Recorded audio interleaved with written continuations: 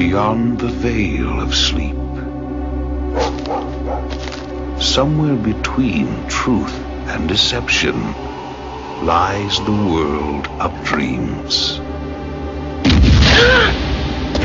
For Alex Tormey, it is a world of deadly dreams. Alex? It was just a dream! I keep dreaming about this hunter, and then I wake up and I see him. What if he kills me before I wake up? It says in the books that if you die in your dreams, you really die. You never wake up. I know it sounds crazy, but I just don't know what's real anymore. You get too stressed out, man. You like games, don't you? This one's called hide and seek. You run and hide, and I try to find you. Run, boy. Haunted by treacherous delusions, trapped in a web of inescapable horror. Now, when the nightmare ends, Maggie! the terror begins. Deadly Dreams.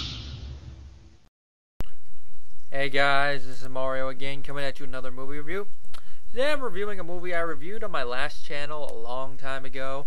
And looking back at that review, I think I could have gone a little bit more into that movie. Maybe not spoiler into it, if that's what I meant. But it's a movie that I acquired the VHS of a while ago, and its rating on IMDb is only like a 4.2, which to me, it could be a little bit higher, maybe closer to 5, maybe 5.2, because I feel this is a pretty good slasher movie from the 80s, and that of course is.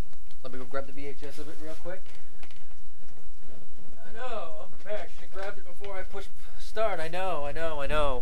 It is the 1988 film released by Virgin Vision, at least the VHS of it. I don't know if this was direct-to-video, but I think it might have been. Deadly Dreams. Yeah, the movie's only 79 minutes, so it's not that really much. It's not long, and it does its job in that amount of time. It's on Froggy if you guys want to watch it, but I will warn you that the version on Froggy has German subtitles, which just makes me wonder how this movie would be with the audio in German. I know I just say some random stuff with a German accent. Now, it's directed by Christine Peterson, which she doesn't have a page, so I have to go to IMDb for this, see if she directed anything else. I'm guessing that's a female director. Let's see. Okay, she was the second unit director on Tremors. She was the first assistant director on Nightmare on Elm Street: The Dream Child. First assistant director on Bill and Ted: Excellent Adventure. Look them in the Iron Maiden. Iron Maiden! I know, but I think this is the only. Oh, this is something interesting. She was also the first assistant director on Shopping Mall. That's interesting. Let's just see what she directed. Deadly Dreams, Critters 3, Body Chemistry, an episode of the TV series Silk Stockings, Kickboxer 5, and Slaves to the Underground. That was the last thing she directed. Let's see, producer, what did she produce? Slaves to the Underground. That's about it. That's basically all she's done. She hasn't really done much stuff since '97. But I feel that she did a pretty good job directing this movie. It was written by a guy named Tom Babbies, which I'm going to check right now, see what else he wrote. Guy's still alive. Oh, he's from Oakland, California, around where that tree is. He wrote, from the looks of things, this is the only movie that he probably wrote, because the other two things it says under writer were shorts. They were Extreme Weekend and The Audition. But I have to say he does a pretty good job with this one. The writing was pretty good, and which there's actually some parts of it that might confuse some people that I will address in a little bit. Oh, I didn't know that. He's one of the actors in this movie too. Oh, I should have noticed that. It's an older picture. It's a newer picture of him. That's why I didn't recognize him at first. But he played the character of Danny in this movie. Now, there are only 4 principal characters in this movie. We have Alex Tormey, who is played by Mitchell Anderson, who does a pretty good job. Maggie Keller, played by Juliette Cummins, which I believe she went on to do some other stuff, if I remember correctly. I'm checking what else she did. She was in Psycho 3 as Red. She played Robin in Friday the 13th: A New Beginning. She was in Slumber Party Massacre 2, and last thing she did as an actress was Camp Fear almost 20 years ago. But I'd say she did a pretty good job here. Then we got Alex's older brother Jack, played by Xander Berkeley, which guy looks a little familiar, so I'm gonna check to see what else he was in. I'm gonna see where I know him from. Let's see. I don't really watch that. Oh, he played Detective Gigant in the movie Kick-Ass. I don't remember him from that. Oh, he voiced Sinestro on Batman: The Brave and the Bold, but I don't really watch that show. Don't watch that. I know him somewhere. Let's see. I'm back in the early 2000s, if you're wondering. I must never saw that movie. Johnny Bravo, Air Force One. Oh, that was in the TV show. Yeah, he was in the Spawn TV series. He voiced Mike Stewart. That should be interesting. Apollo 11. Bulletproof Gentry. I probably recognize. Oh, yeah! That's where I recognize him from a little bit. But I think it's just by looking at him, I think I know. Yeah, that's where I recognize him from. I knew I recognized him from somewhere. It's the asshole husband from Candyman. That's who it is. Let's just say his character is a little bit similar to that in this movie. I know I haven't even talked about the plot of the movie yet. I'm just talking about the actors. And of course, Tom Babb's the writer. He does a good job as Danny. He didn't really act that much except for this. And then of course all the other actors who are minor roles do good jobs. Like the sheriff is played by Troy Evans, who, if you guys remember, he's the guy that played Robert Predactor in Ace Ventura: Pet Detective. He has a good minor role, and a couple of other people. Now the plot of the movie is that Alex Torme, he's having nightmares, and they basically are nightmares of when he was a kid and his parents were killed by this guy that their father put out of business named Perkins. And Perkins, one Christmas Eve, came to their house, killed his parents with a shotgun, and then killed himself. But Alex keeps having dreams of Perkins chasing him. And how they show this in the night dream is funny, because, not funny, but it's great. It doesn't show it's a dream at first, but it kind of hints it might be. Just the way that that Perkins says his lines. And I want to see the name of the actor who plays Perkins real quick, because I know it's a different actor than who plays the hunter throughout the rest of the movie. Norman Perkins. It's Dwayne Whitaker, which I want to see if he did anything else, because he does a pretty good job as Perkins, even though it's mostly a vocal. Oh, he played Sherman Benny in Rob Zombie's Halloween 2. That's funny. I do not know who that is. From Dusk Till Dawn, Puppet Master 5, Texas Chainsaw Massacre 3, Ken. Who the? Ken? Isn't it? Oh, wait a minute. Ken? Which one is it? I don't remember which one Ken is. Deadly Dreams, yeah, but he does a pretty good, but as Perkins, he's very good. And just the way he says his lines. We're gonna play a game. You like games, don't you? This game's called Hide and Seek. You run and hide, and I'll try to find you. Run, boy. I said, run. Just the way he just uses his vocalizations, and it's great. Well, he tells his friend Danny about his dreams, and Danny wants to become a doctor. He gives him some pills to help him. Doesn't really work. But the thing with the nightmares is, not only does he have the nightmares, but he wakes up and he sees the hunter. But as Danny tells him, don't you know we're in the middle of hunting season? Every good boy is out there with a gun in one hand and a beer in the other, looking for Bambi's mother. I know I probably messed the line up, but that's the gist of it. That it's hunting season, so of course you're seeing a hunter when you wake up. But it's kind of a little bit, I think it's a little bit more than probably that if you're seeing a hunter that looks exactly like the guy who killed your parents. But there's actually a pretty good plot twist with that. Well, as the plot goes on, his brother Jack wants him to invest in the family business, which was left to them when their parents were killed by Perkins. Obviously, Jack is the oldest brother, so obviously he reached the age maturity faster, so he's been controlling it for a long time.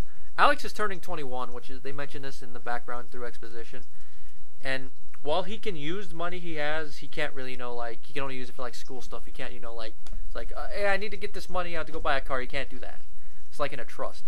But once he turns 21, which is what birthday's coming up, he can. I'm just guessing it's his 21st birthday, even though we do see him in a bar, which I'm like, that bartender must really like those guys if he's giving him beer before he's 21. That doesn't hurt the film for me. It's just something that I noticed. But so he's gonna be able to access the money. Well, Jack wants him to come to the company. Alex is not interested. Now that may seem like a minor thing, but near the end of the movie, you might want to remember that little plot thing, because that plays an important role in the plot and how the climax unravels. At the same time, he meets a woman named Maggie, and although they have a rough start when they meet at the bar, partially because Danny gives Alex a pickup line that does not work, they eventually start dating, but their dating also plays an important role in the plot near the end, but I'm not going to spoil it. But let's just say all the stuff with him seeing the hunter, his brother, and all that, they all play important roles in the plot near the end. I'm not going to say what, of course. Now, as the story goes on, as you can guess, Alex's nightmares get worse and worse and worse. And to the point, like, he even tells Jack, I just don't know what's real anymore. And that is why I just love the twist at the end, because it shows you how far that Alex has gone, and exactly why he was pushed that way. See, I don't want to give any spoilers, but everything ravels together perfectly, and that's the reason why I think this movie is kind of underrated. Especially, like, I'm gonna go read you a couple of reviews right here. There's only 10 user reviews on IMDb, so.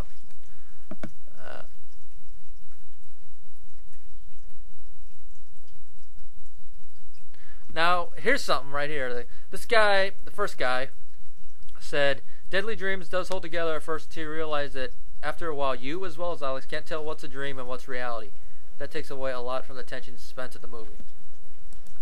Maybe, but I disagree with that, because it just shows all that does actually happen for a little bit, but it just shows how far Alex is going into his, I guess, insanity would be the proper word for it. Not insanity like, like those insane guys in Arkham Asylum. Not that type of insanity. Insanity. Kind of like, I'd have to say, he'd probably if he was in the Nightmare on Elm Street universe, he'd probably be put in Weston Hills. That is how far he's gone near the end of the movie. But it does fit his character. And then, like I said, near the end, it properly explains, so you get why he was like that. And let me find another one. Now, it's basically just a lot of people. Most of these reviews are just people complaining, like I mentioned, about the dreams. Some about the acting, which I will say the acting is not award-winning, but it's okay. And you can really see, like with Danny and Alex, you can buy that they're best friends. Jack and Alex, you can buy they're brothers. Maggie and Alex, I guess you could buy the fact that they're dating, at least. Maybe not that they're in love, which Alex saying I love you to Maggie, that I felt was a little bit rushed, but that I could give them. But like all complaining about the twist ending, I have no problem with the twist ending, I will say. I'm not going to spoil what the twist ending is, obviously, because I don't like doing that. But here's a message board thing. That this person does not understand the twist ending, which they're like. Now, obviously, I'm not going to explain it, but if you pay close attention to the movie, you will understand the twist ending. I mean, I understood the twist ending when I watched it for the first time again a couple years ago. I'm like, oh, that bitch. Obviously, I didn't say that, but that's basically my reaction.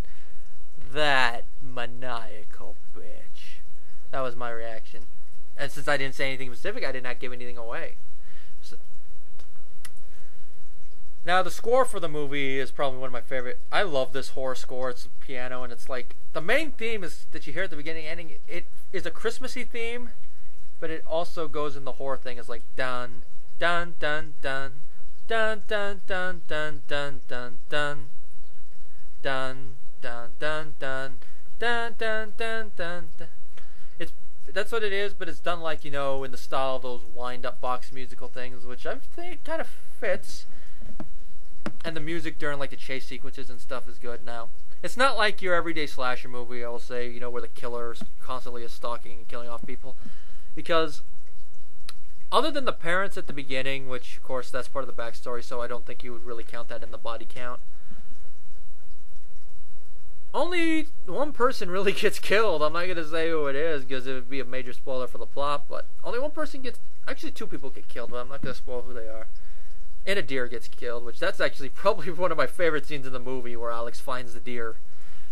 I'm not going to spoil any significance, but it is to help show... It's supposed to help him, his insanity, especially the thing that happens afterwards. Alex, are you taking drugs? If you've seen the movie, you know what context that is used in. Overall, like I've mentioned before, I believe this is an underrated movie from the 80s. Sad thing is, it never made DVD format that I'm aware of. This is the only United States video release. I mean, I'm surprised it hasn't even gotten a bare bones DVD release. I mean, I would be okay if it just had bare bones as long as it was on DVD, because the only way you'll be able to watch this movie is if you, like me, get the VHS, which my VHS actually is in pretty good condition. It only, like, tracks a little bit at the beginning, but then the rest of the tape plays perfectly. Or if you manage to find an AVI file, which... The only one I've been able to find was the one off Froggy. I mean, the only other ones, you have to pay to download it, which I'm like... Why have an AVI file on a site like that if you're going to pay us to download it? Might as well just go and buy the VHS or... buy from that one guy who sells a DVD version of it, which I might try to get one day, but like I said, I really wish it was on DVD, even bare bones. It's a great horror thriller that kind of at times plays with your head, and it makes you, like, especially during the scenes where you don't know if he's dreaming or not. And they're very good dream sequences. The dream sequences, I would say, are kind of like a combination of Nightmare on Elm Street and some other slasher movie stuff. There is some nudity in it, which that love-making scene is actually done and shot pretty well. Followed by a dream sequence, I will say. The twist ending, like I've mentioned before, it is fully explained, and they even begin to show it before the main Alex discovers what's actually happening. It's fully explained, and then even goes even further into another twist, which that's why I said earlier, that bitch. And it all fully wraps up, no sequel bait. So, like I just said earlier, with the ending, I don't see how people are confused by it. It's fully explained. I think it's a lot easier to... And I'll say this, I buy this twist ending a lot more than some of M. Night Shyamalan's twist endings, like The Village twist ending. I buy this a lot more than that. And like I said, the score's good. The acting, so-so, but it's a slasher movie. You're not looking for Oscar caliber acting. It's not like it's not like an actor's gonna come in and go, "Where's my award?" It's not like that. As you can see, I couldn't think of something for them to say. If you are a fan of horror movies, I recommend you give it a watch. Like I said, it's on Froggy, but remember, German subtitles.